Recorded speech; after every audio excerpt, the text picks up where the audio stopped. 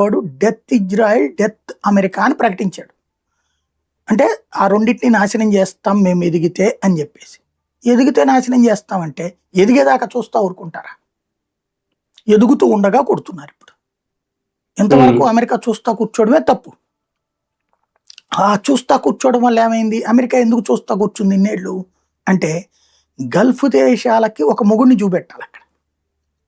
మీరు ఒకసారి గుర్తు తెచ్చుకుంటే, ఒక 10 ఏళ్ల క్రితం గల్ఫ్ దేశాలని మీటింగ్ అయ్యి OPEC countries, OPEC plus countries అంటే రష్యా, ఇవి కూడా ఆయిల్ ప్రొడక్షన్ కంట్రీస్, వీళ్ళందరూ మీటింగ్ అయిపోయి మాకు ఈ ఆయిల్ తీయడానికి అవుతున్న కాస్ట్ పెరిగిపోతుంది, బ్యారెల్ ధరలు ప్రతి ఏడాది కూడా 5% చొప్పున పెంచుకుంటూ వెళ్తామని నిర్ణయం తీసుకుని ఇప్పుడు $100 తీసుకెళ్ళిపోయారు అని వచ్చేసారు ఆయిల్.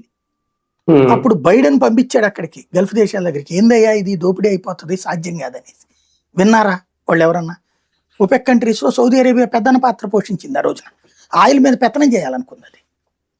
మిగతా దేశాలకు డబ్బులు ఎక్కువ వస్తున్నాయినప్పుడు వద్దనేదే ఉంటుంది, ఓకే అనుకున్నారు అందరూ. కానీ ఆ తర్వాత రష్యా ఉక్రెయిన్ యుద్ధం ప్రారంభమైపోయాక, రష్యా మీద ఆంక్షలు పెట్టాక రష్యా ఆయిల్ తక్కువ చేశాం. ఒపెక్ ప్లస్ కంట్రీ అది కూడా. తర్వాత ఈ గల్ఫ్ దేశాలు కూడా యుద్ధం జరుగుతున్నాయి కాబట్టి ఆయిల్కి సంబంధించి గందరగోళంలో ఉన్నాయి. ఇప్పుడు ఇరాన్ కూడా ఏంటి, ఆంక్షలు పెట్టారు కాబట్టి ఆయిల్ తక్కువ కమ్మింది. ఈ రకంగా ప్రపంచానికి ఆయిల్ తక్కువ రావడానికి కారణం యుద్ధాన్ని సృష్టించింది అమెరికా.